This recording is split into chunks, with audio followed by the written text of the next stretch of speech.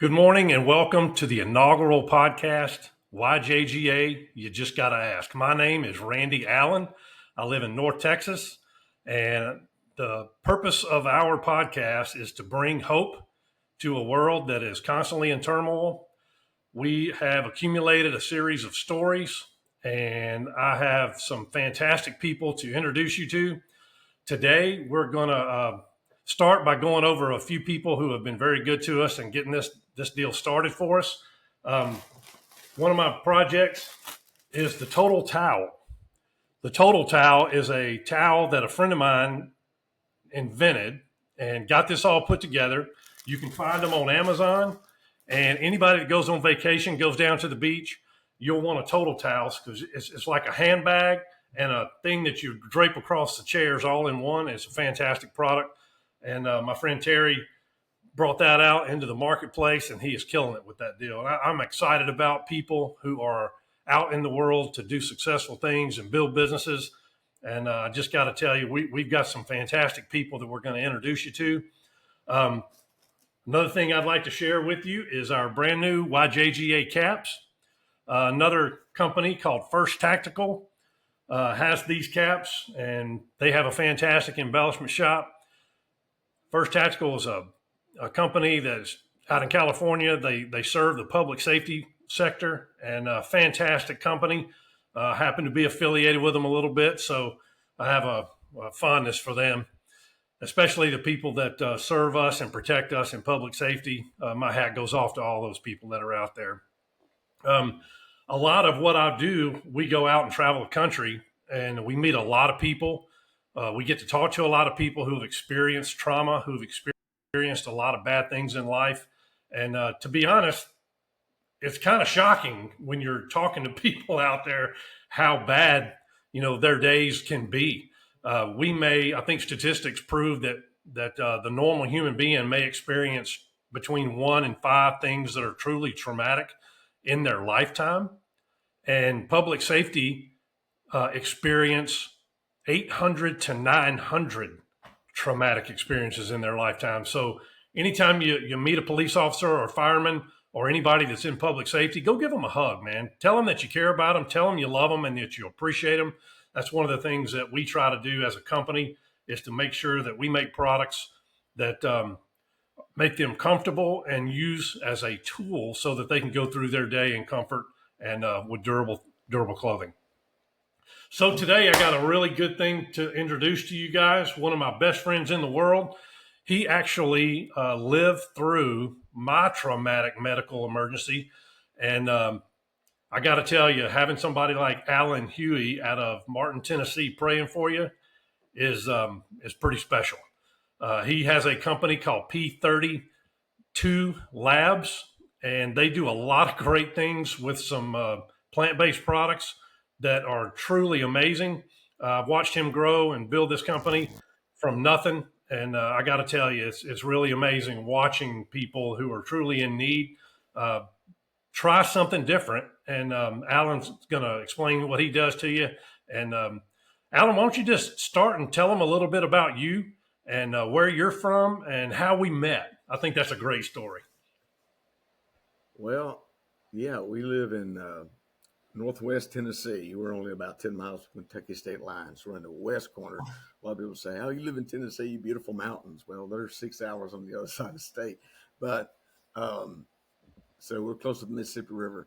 And when you're on the Mississippi River, we get to enjoy a thing called duck hunting, waterfowl hunting.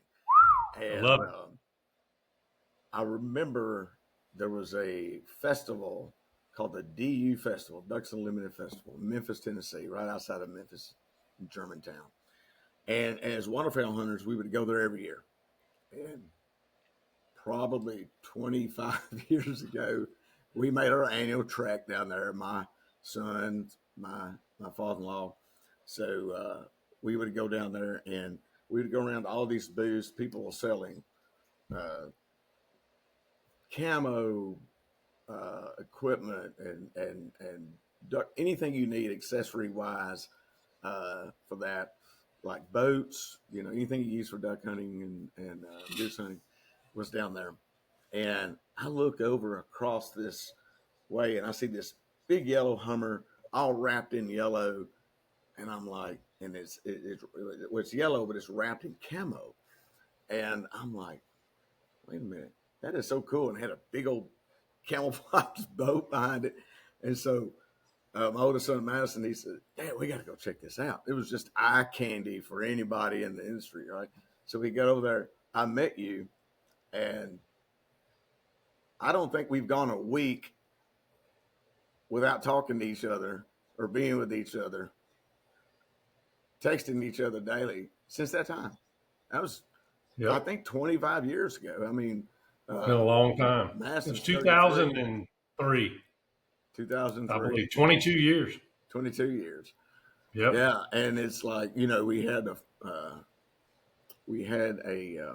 I've got a picture of us hunting with our kids. It's I on do my too. gun safe. I need to bring it and up here and show it. When we take a break, I'll run down and get it when we All take a right. break and bring it up. But that's how we met. And then, uh, you introduced me to the Robertson family. Remember that? You said, "Hey, you Yep. need to go see Phil," and we had seen Phil and stuff, and then I started a camo athletic.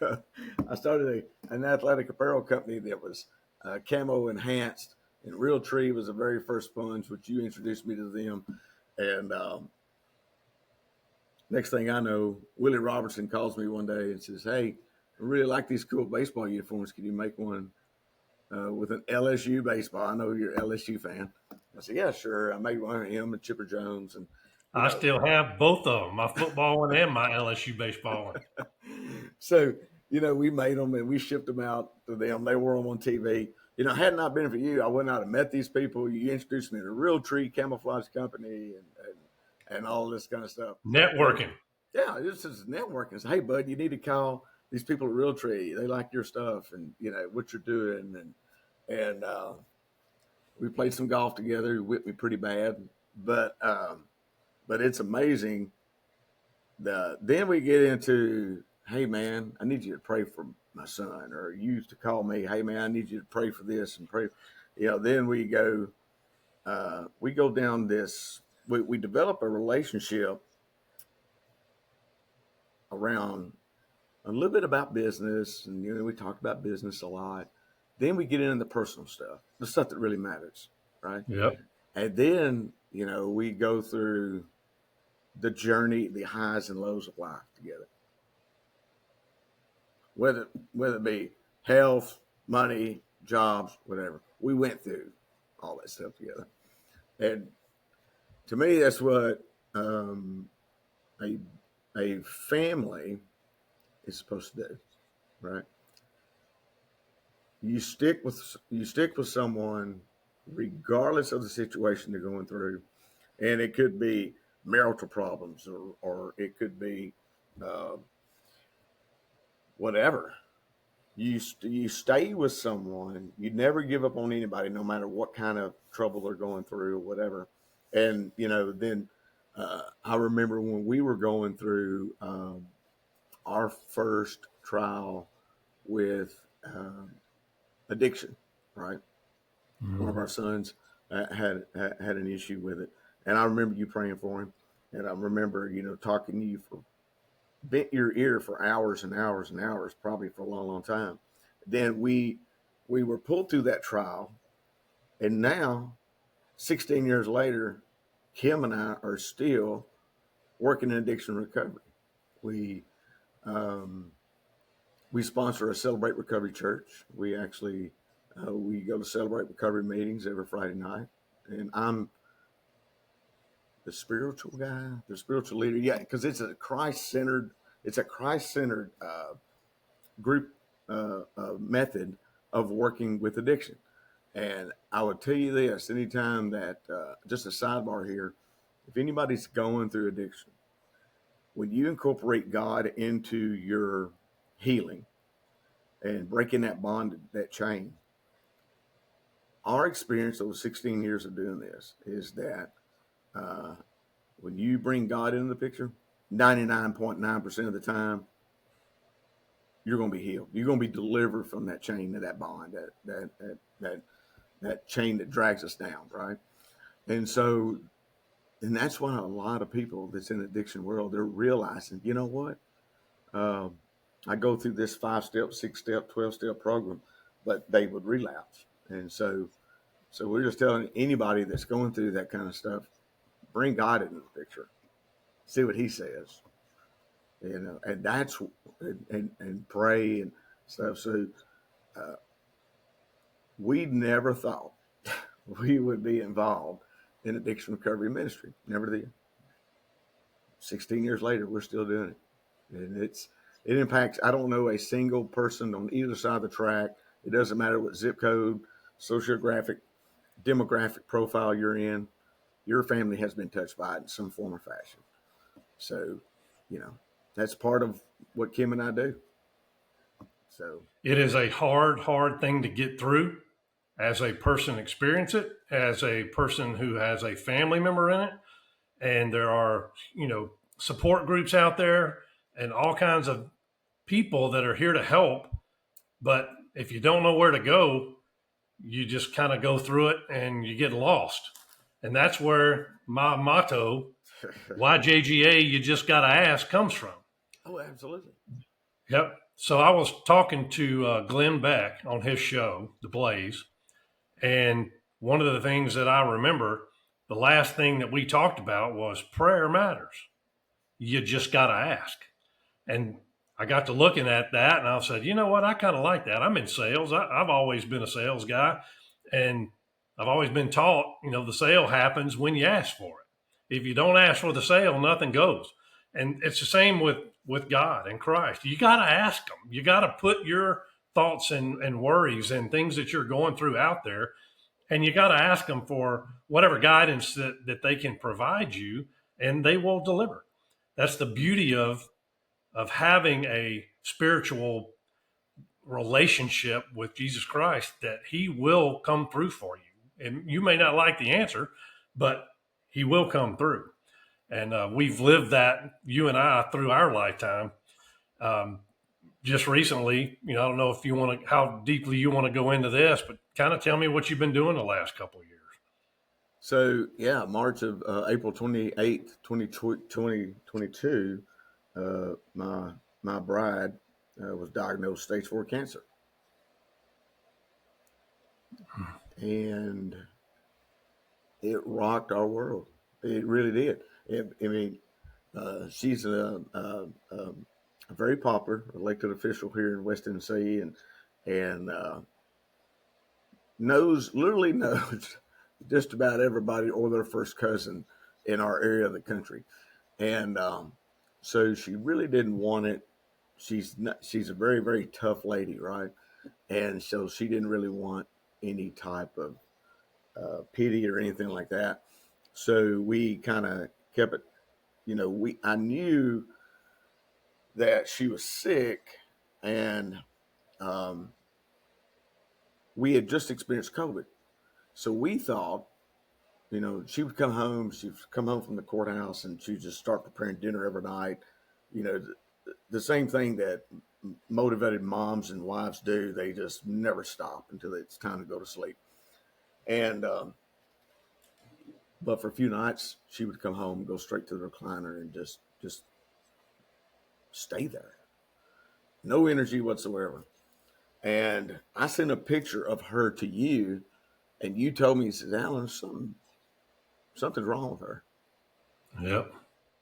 Said, I remember you thought it was long COVID. I believe yeah, that's long what the COVID, term because she that you had had told me. COVID just a couple of months before that, and she was tired all the time and just no energy, and she was losing weight at a rapid pace. And you said, Alan, no, there's something else going on there. You need to get her to the doctor. And that night, when she got home, I said, we need to go to Nashville. And I suppose if you stay with somebody and you're with them every single day and they start getting sicker, you kind of get used to seeing them that way. Well, you hadn't seen a picture of her, maybe a current picture in 2 or 3 months. I You remember. knew Something was wasn't right. Something Yeah. wasn't right. So we get down there.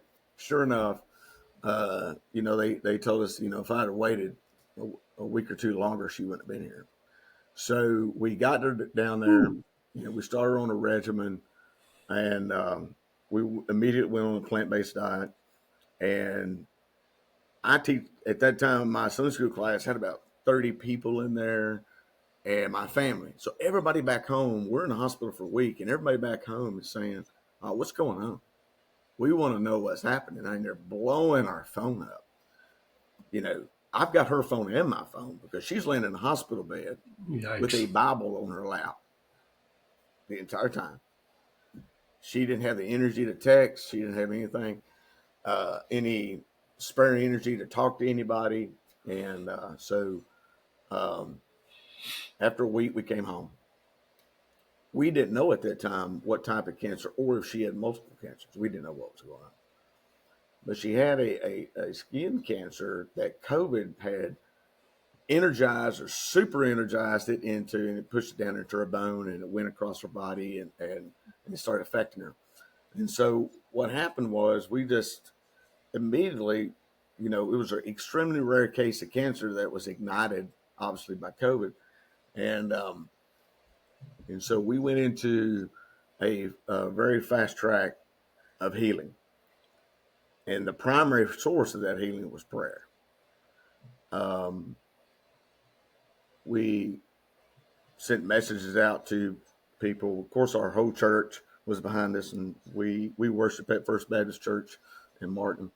And the morning I left to take her, I had to come to town. We live out in the country, so I had to go into the town and do a couple things. And I saw our worship pastor outside our church building.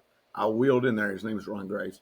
So I wheeled into Ron. I said, "Hey, Ron, we're going to be gone for a while, I think." And I said, "I'm taking Kim to Nashville to the hospital," which is 2.5 hours away. He prayed for her right then.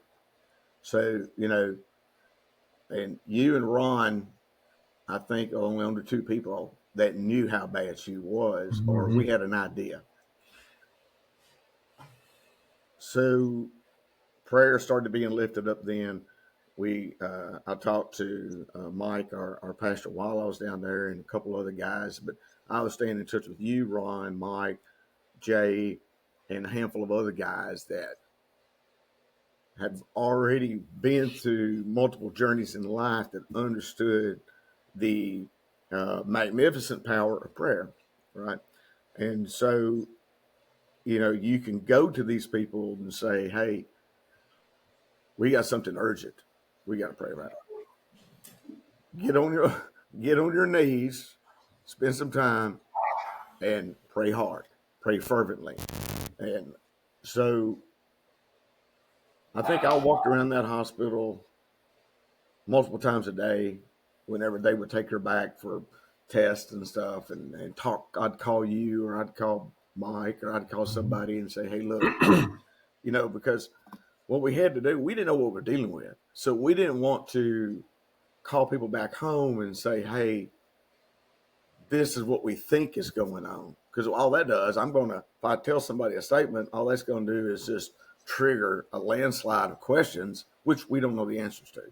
And we didn't want to incite any type of worry or concern that didn't warrant some form of validation behind that. So we just had a very close circle of people that knew something serious was going on, and we just need to be prayerful. And we didn't actually find out the cancer until a week or two later, after we went back for our second visit. We go around the sun. They put her on a chemo medication type for 21 months. We go back to the Nashville for a month, every month.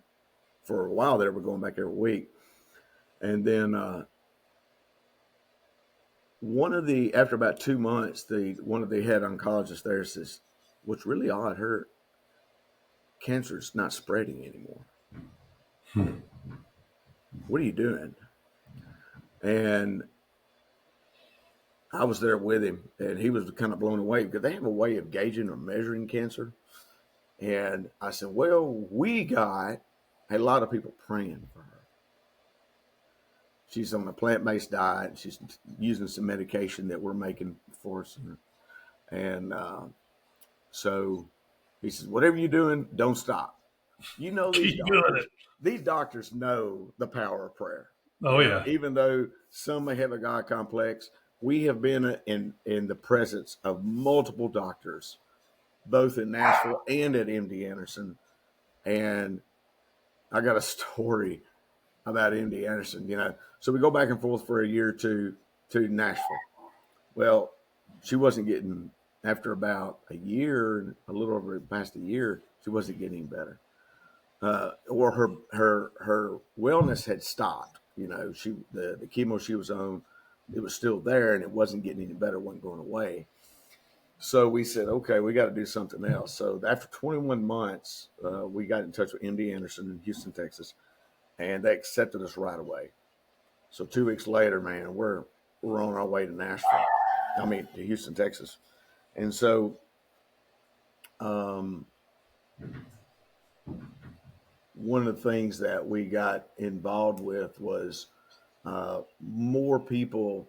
So your circle gets larger. Your people are going through, I call it Satan's disease, because, he created everything. He created all these diseases we get sick and die from. And so you end up developing a family of people all over the country.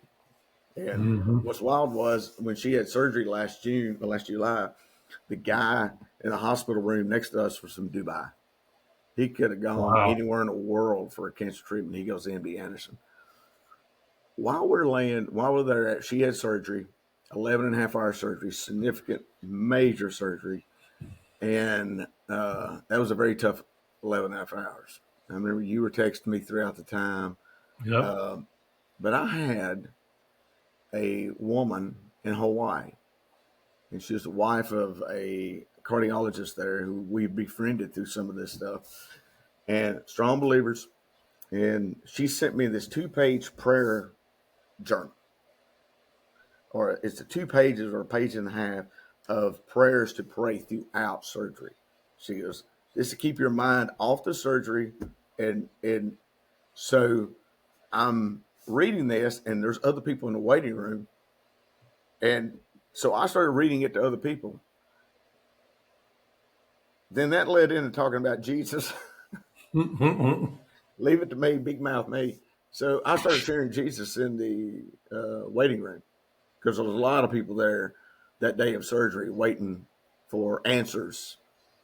Every 2 hours, one of the surgeons would come out. She had three surgeries at one time. Ouch. Yeah. And so just people all over the country calling, texting. So I've got her phone. I got my phone. People blowing up both of our phones. And the word prayer, or the word pray, I saw or heard hundreds and hundreds of times that day. I'll bet. It was nuts. So after surgery, we're in the hospital there for about a week. And one of the nurses, they were coming in and checking her vitals. They were coming in every an hour for the first 48 hours, checking everything that they did. And I didn't get to sleep a lot, so you get to know your doctors and nurses, right? And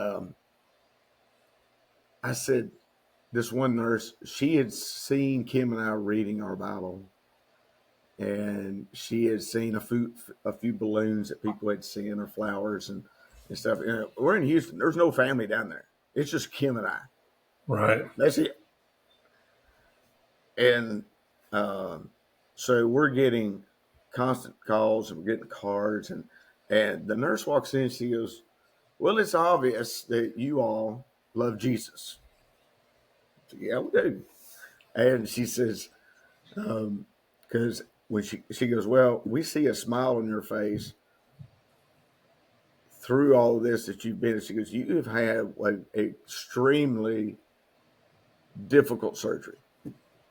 And she goes, but you couldn't tell by your attitude, right? And smile on your faces and things like that. And so that made me want to inquire. I said, well, let me ask you something. Can you tell a difference between people who have Jesus and people who don't, that come here for surgery? And she goes, oh, yeah, definitely. Ooh. I said, how do you mean? She goes, well, the people who have Jesus, they incorporate prayer in their healing, and they have an attitude of gratitude.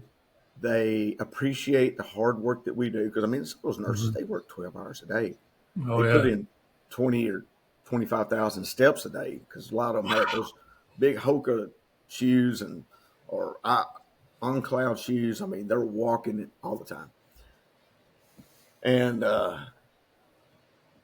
she goes, they live a no fear life. Even if they don't make it, they're not fearful.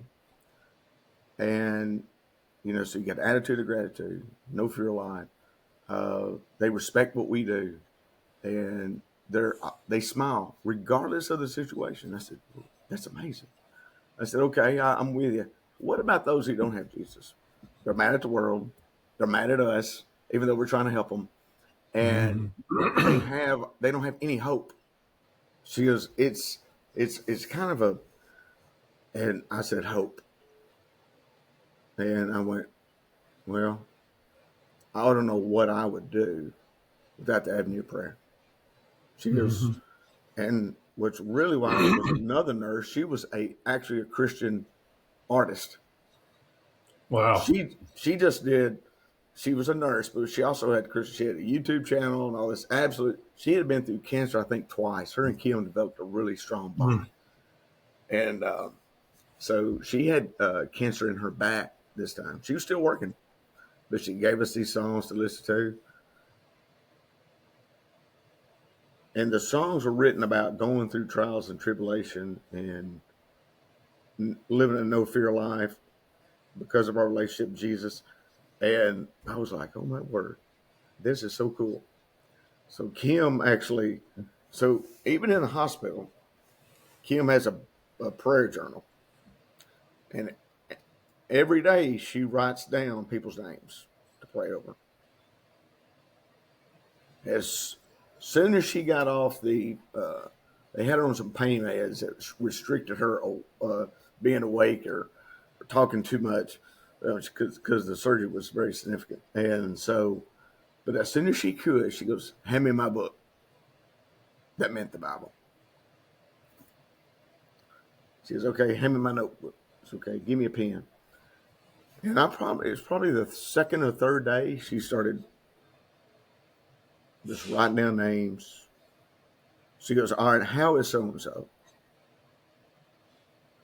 How is so-and-so? And I was like, well, honey, I've been focused on you for the I don't last know. 72 hours. I don't know how so-and-so's doing, because, we had a lot of people on the prayer list that were going through different types of things. And I haven't got an update in 72 hours. Where she goes, go find out. Okay. Yes, ma'am. And at this point in time, I'm doing pretty much whatever she says. What mama says goes. That's exactly right. And what was really wild was the very first thing she said when she come out of surgery. How are the kids? Wow. A servant attitude. Yeah. And it was but she was more concerned about her prayer list for other people. Wow. How about Amazing. that? So when you talk to the Hughey bunch over here, we got story after story after story about prayer, man. And I don't know if that's where you want to go with this or not, but That's that's perfect. kind of what led us walking in no fear journey, was that we had access to our Father 100% of the time. It didn't matter if we woke up at 1 in the morning, 3 in the morning, with whatever we were going through. And so, I mean, Kim's still filling that notebook today. Of course, she's gone on to other notebooks, but the Bible tells us how to pray, right? And when you pray with an attitude of gratitude first, you pray for others. Come to me with your petitions and supplications, right? And so when we go to Him, and if we have an attitude of gratitude in our communication with Jesus and God and the Holy Spirit, you see how this works is that a lot of times people they use prayer as a last resort, right? Well, at least you can do is pray. Well, we kind of turn that around. We say we don't make it's the first thing you do. I do the same. You know, you just gotta ask, is the perfect term for anybody that's going through any type of consideration for. I mean, if you got to think on something, if God can save you from hell, He can help you. He can save you from making a bad decision about what to buy at the grocery store. He can save you from making great decisions about helping somebody in need or not, or opening your home. I mean, I remember one time we had a worship pastor. He was between jobs. He didn't have a place to stay. He was here for Celebrate Recovery. He had fallen susceptible to it, and he come from a family of worship leaders, right? He fell off the wagon. He fell on. He got in a bad group of people, but he needed a place to stay. So he lived with us, and I remember. we've never had anybody live with us. We open our home to people to come spend the night, like you have. We've never had anybody live with us. I mean, you're cooking and cleaning for this person. Totally different deal. It's a When totally you see them different every deal. day. So, like, why would we do this? But we pray about that, right? You make a decision, and today he left here and went to a Celebrate Recovery ranch type thing, Christ-centered recovery. He's been clean now for a long time, and he's now back, working in the church, working in the ministry again, Good deal. and asking God to help you navigate not just the big things in life. If he can handle the big things in life, he surely can handle the small things in life. And so when you bring him in to help you manage your world, help you manage your life, you're going to see that God's timing is always better than mine. His no's end up becoming the best thing that ever could happen to you. His yeses are always right. Can you imagine never making a mistake? Well, God doesn't. I mean, We all do. yeah, we all make mistakes. So being patient and waiting on God is a hard thing, Randy, for Oh, me. yeah. It's like we're fixers. We want to solve a problem. That's correct. Men are fixers. They always want something. Just tell me your problem. I'll fix it. We just nip in the bud, as Barney Fife Not, would say. not Nip in the always the bud way it works. and try to fix the problem. But I think as we gotten older, I think we said, okay, before I make a decision, we're going to pray about this, right? Yep. And that's what we're going to do for this is pray that YJGA can empower people to comprehend and apply prayer as not as a last resort, but as a first choice, right? And we've seen prayer just navigate through almost 35 years of marriage, navigate us through all type of journeys and things like that, fix our addictions, prioritize things in our life. I mean, that's some of our biggest issues is prioritizing how we spend our day. You Yep. know? One of the main things you and I have always talked about is simplify your life. And I said that on Glenn Beck's show. I told to him about mine and your relationship and what we do and how we talk, as much as we can, talking about little problems, talking about big problems, and sharing it with somebody that truly cares and can provide guidance that we know has a godly influence. And it's simple, really. Life's not hard. People come in, they're all been out of shape about how their day went, and they vent, and then they don't want to leave it at the door. I've always remembered this little story about the guy that would come home every day and he'd hang his work stuff out on the back porch, and he never would bring it in, and his kids never saw that he was stressed and he was tired, and he was the kind of guy that left it outside. And I love that analogy because that's truly what life is supposed to be. You go through things, and my dad was so perfect about this. He'd be mad. We would get in trouble. We would do something stupid, and he'd get all over us, and then he'd go, "Okay, let's go eat, or let's go throw the baseball, or let's go outside and kick the football." Mm. He taught me at a young age to let things go, say your piece, fix the problem, and then move on with your life. Don't dwell on things. And I think that's what YJGA had so much influence in my life because of what I went through.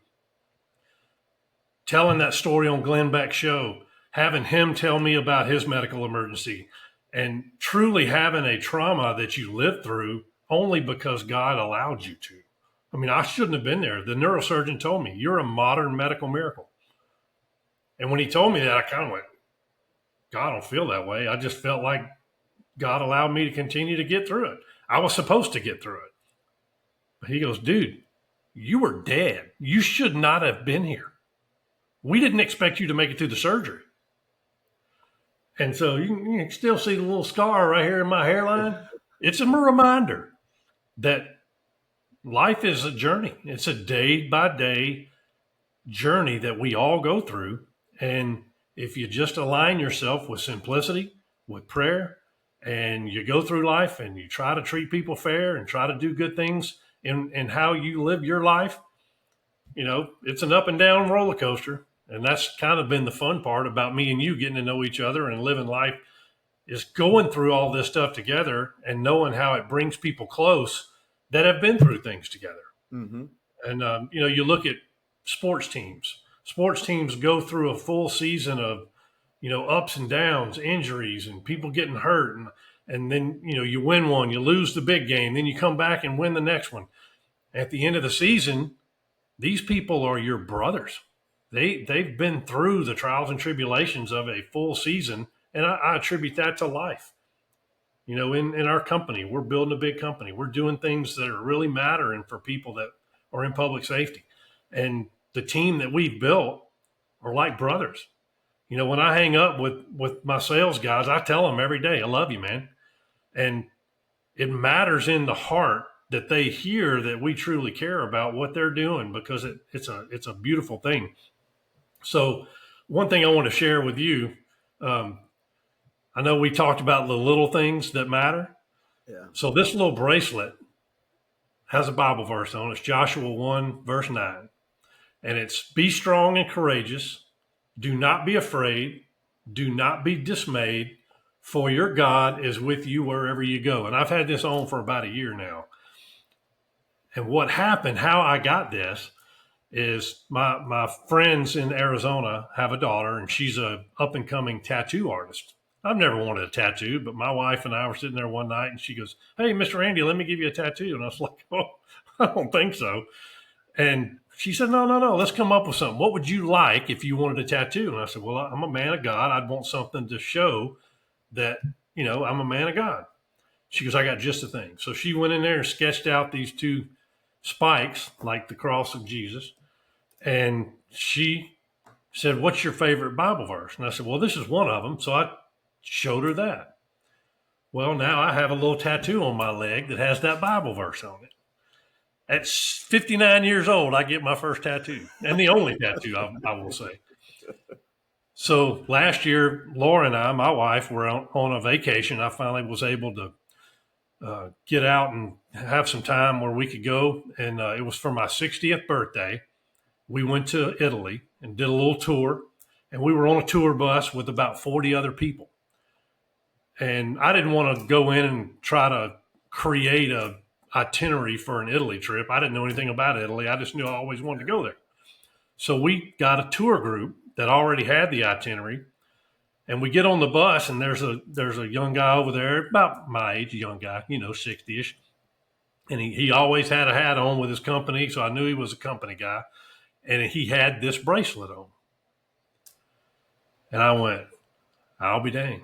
That's my Bible verse. And his name was Tim. He was a big Georgia Bulldog fan. I won't hold that against him, though. No. And throughout the 2 weeks that we were with these people, I got to know him. And the last day, we were in the hotel parking lot saying our goodbyes. And he came up to me and he said, Randy, I want you to know something. I'd like for you to have this. And he hands me this bracelet. And I said, okay, thank you. I saw it on you the first day that we met. And he goes, and I saw your tattoo. Oh. And he said, it's amazing how God works, right? I said, Tim, number one, I'm never blindsided by the miracles of God, because he puts people in my life every day that allow me to share something with them that they will take away with them, that Randy Allen is a man of God. I'm not perfect. I cuss. I get all excited sometimes. I say some things that I shouldn't have said. But when I lay my head on the pillow at night, I am truly blessed that I know Jesus. And when I wake up in the morning, I thank him every day that he's given me another opportunity to go out and minister and to be a good person and to share him with somebody else. And you and I have talked about that a lot. You tell a story about me that I truly love. We were on the phone one day. You take it and run with it. Well, I don't know what story. Here's The what gas story. station clerk. The gas station. So this happened twice. So one time, it's not a coinky dink. This is this is how you roll. So the very first time this happened, I'm going to tell. So we're in Alabama or Mississippi somewhere. Mississippi. Dancing Rabbit. That's exactly right. Ooh, what a golf course. We're on our way there. And I think we stopped to get a biscuit or something. And because I love my biscuits. And we're kind of in a hurry. We're ready to get to Dancing Rabbit. We're ready to get this thing, make a tea time. And, us kind of both want to warm up a little bit. So we're at a convenience store, getting our water and our coffee and stuff. And you just stopped at the counter. It was like all of a sudden the world stops for a second. We don't walk, we don't pace, everything stops. And you start talking to the girl who's checking us out.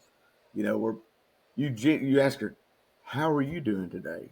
You started asking her these questions, but you didn't. You looked her right in the eye as you were staring at her soul, and it was like time stops.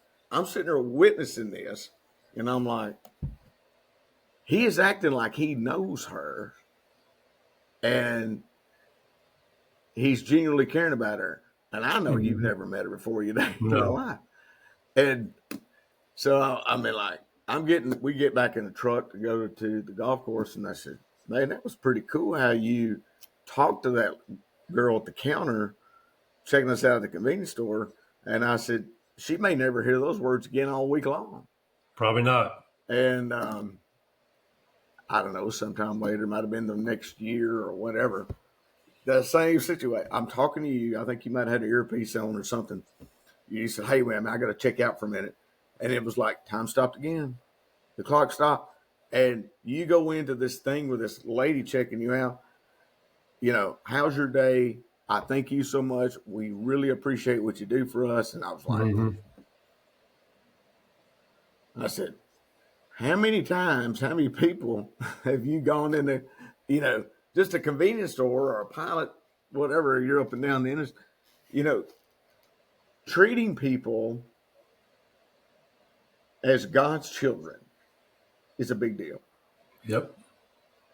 We are all in this together. Yeah. And most of the time, so if you had a job as a convenience store clerk, think about that for a minute. Their job is to get the people in and out as fast as possible. Right. There's very few times I would guess that a patron or a customer addresses the woman checking you out or the guy checking you out, asking about their welfare, asking about their state of mind, wishing them to have a wonderful, great day in a total chaotic environment. And I took away from that. I said, you know what? We need to treat everybody the same. Mm-hmm. It doesn't matter where they come from, what color they are. It doesn't That's matter. right. It doesn't matter their social status. It doesn't, because at the end of the day, that's exactly how God looks at people. Jesus healed the lepers. If you look at the people who was the most outcast people of his day, were those with leprosy. Yep. You couldn't touch them. They had to go basically a location to live away from their family. Right. They could not go to synagogue. They could not go worship. They were expelled from their community just because of a skin disease. Right. Right. I think it's a skin disease. And Jesus wraps his arms around them. And he tells us whether it be children or people that are broken for whatever reason, treat them all the same. And Mm-hmm. I did witness you do that. And it was kind of like, he knows we're in a hurry. He knows we got to get to the tea time. We'll be talking about this golf trip. Because, man, we want to play the Dancing Rabbit, and it's like, the premier golf course, at that time. I don't know if it still is.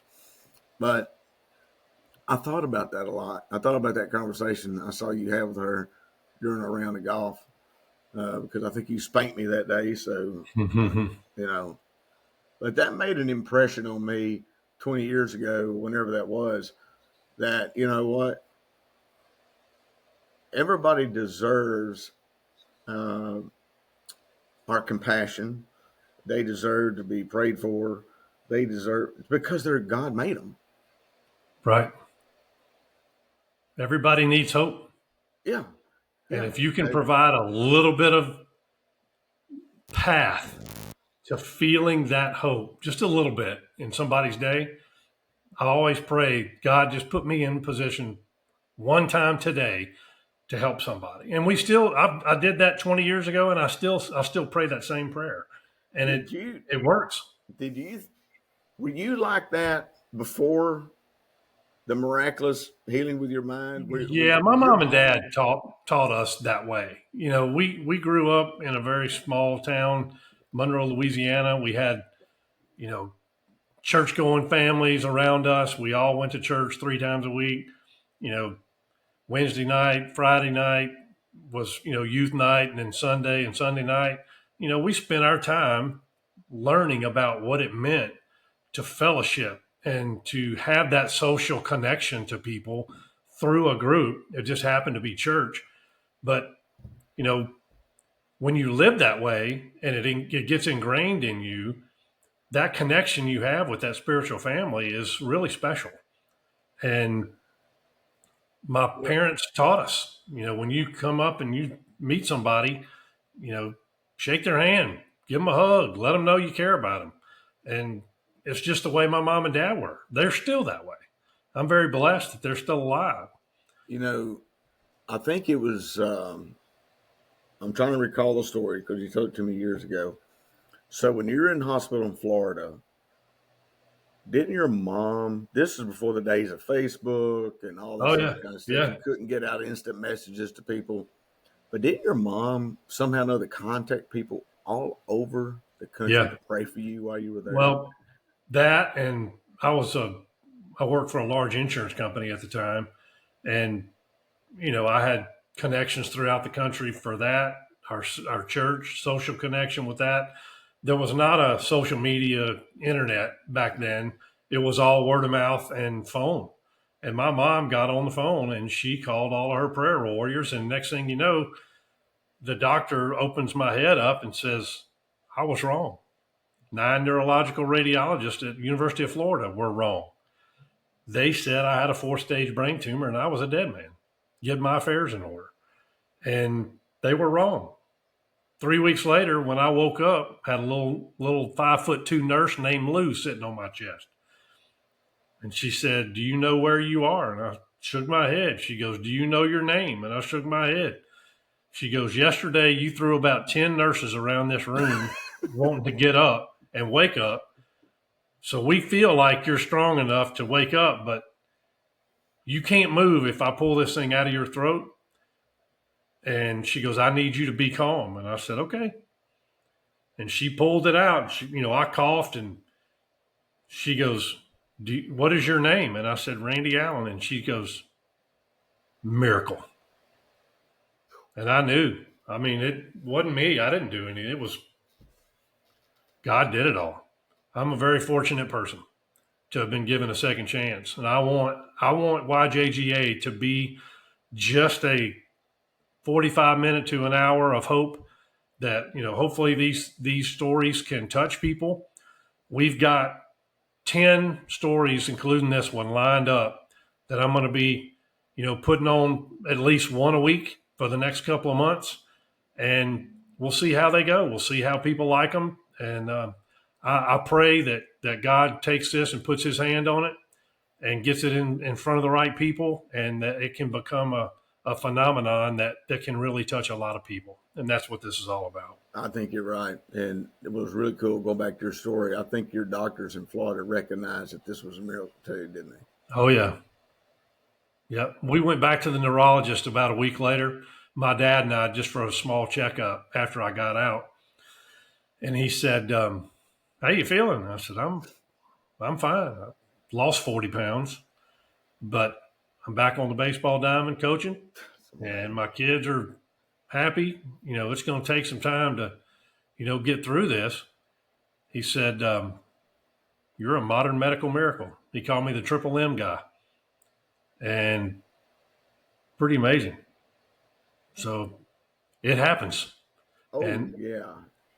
And, as we get older, our memory kind of stinks, but I won't forget all the miracles that happened with us in our journey through cancer, what we've seen happen in addiction recovery because of prayer, everyday life stuff. We had a miracles text to us yesterday about a man who was a medical miracle that we know. And it's just like, and it's better than when you're, how you feel when LSU scores that touchdown against Alabama. oh yeah, How I you love feel. that. Yeah, it's the one of the most exuberating things to go through is when you're praying for somebody, then God shows up and does Oh something yeah. even further better than what you prayed for. Oh yeah. And it's like you cannot deny it. I mean, and highly unlikely you'll ever forget it. And so, kind of to land this plane with Kim and I, we're going to write a book. You should. Yeah. And we think the title of the book is going to be We Lost Control. And because two type A personality people, we try to fix problems. We try to say we don't need any help. We try to do this. But when your back's against the wall, you're on your knees and you're crying and you're at your wit's end about what to do, and somebody's life is on the line, and you turn it over to God, what you're doing, you're releasing control. Right. Because at the end of the day, we're really not in control. That's for we're, certain. we're really not. And if we could wrap our head around the fact that we can't control hardly anything that happens around us, right? And even though what happens around us does impact us, we can pray that intercession will happen. God will touch somebody, change their heart, change their mind, whatever you're working on. And We Lost Control is going to tell a story of that said, you know what, we stopped trying to do it our way. We're just going to wait on God to lead us, and we're going to pray for the wisdom and discernment and the choices and everything. So I am so glad that I can't wait to hear all the other people you got lined up Yep. Pretty to fun. tell, because thousands of people have seen prayers answered. What I would ask is that anybody watching this that has experienced a medical miracle or a miracle that God showed up, we have a website, yjga.net. And on that website is if you have experienced something along this line that you would like to tell, we'd like to tell it for you. And reach out, email us, call me, let us know how we can get together so that we can tell the story, so that we can get that story out to the people that need to hear it, because this world is in need, and they need to know who Jesus is and how God works, because that's truly what this is all about. Yeah. Amen to that. Alan, thank you so much. It Thank you, is brother. always a pleasure to visit with you. Good luck with your business. Thank Tell you. us a little bit about how they can get in touch with you, and a little bit about what your products do. Well, when Kim was going through chemo, we've always been involved in herbal medicine, right? We've always tried to live healthy. We grow our own vegetables and always done that kind of thing. So we developed the chemo caused her to have major cramps in her legs. It always happened between 1 and 3 o'clock in the morning, and I've seen her in pain giving birth, but I've never seen her in this type of pain. And so uh, we use plants. See, God gave us all these plants to use. Way before there was a CVS pharmacy or any other pharmacy out there, God gave us medicine through plants. And so I'm a Bible. I just love studying the Bible every day, and we would read how God used plants to heal people, right? Of for just medicinal purposes and of whatever. And so we went to the book, and then we started studying plants, and we grew up farming and growing as a kid. And then Kim got involved with essential oils, and so we just basically combined some things to see if it would work to relieve her cramps at night. And it did. And so then a guy in my Sunday school class, or a woman in a Sunday school class, was talking about a guy with peripheral neuropathy, which I didn't even know what it was. She was going to help with that.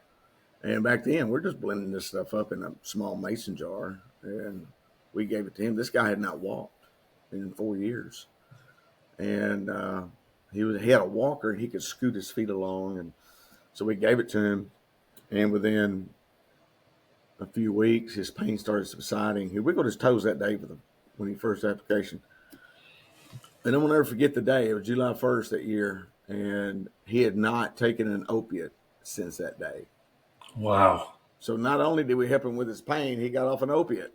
You know, there's no cure for peripheral neuropathy. And so we go around the sun a time, and we started just making product and giving it to people. We give out more product we ever sold. But so we try to use God's medicine, God's plants. We crush them all down. We blend it up into medicine, and we put it out there for people. And P32 stands for Psalm 30, verse 2. And which reads, "We cried out to you, dear Lord, and you healed us." Huh. I love That that. cry is a prayer, by the way, right? Yep. So we cried out to you, dear Lord, and you healed us. And different versions say different things. But at the end of the day, God gives us answers through say, hey, I've given you a plant for this rash or this pain or this condition or this disease. And we've helped a lot of people now. And so, but if Kim had not gotten the cancer, we wouldn't had the medicine now. Wow. So that's now So P32.com is our website. It's the letter P, the word 30, the word 2.com. And Alan, thank you. This has been amazing. And I just want you to know I love you love as a you too, brother. brother. We talk about that every day. We need more love spread through this world. We need more hope. And I hope that YJGA can be a vehicle that can help a lot of people. So thank you, thank you, thank you for being a part of this. It's awesome to be here. I'm glad to share our stories. And I can't wait to hear all these other stories coming. I mean, I get so excited when I hear these touchdown stories, man. I'm just really stoked to hear it. Well, that concludes the hour, and I'll be in touch. If any of you need a prayer or some type of plant-based medicine, get in touch with Alan. Call us through our website, and if you have a story that you'd like to share with YJGA and you'd like to be on our podcast, please reach out. My name is Randy Allen, and we will see you next week. Love you, brother. Love you too. All right, bye.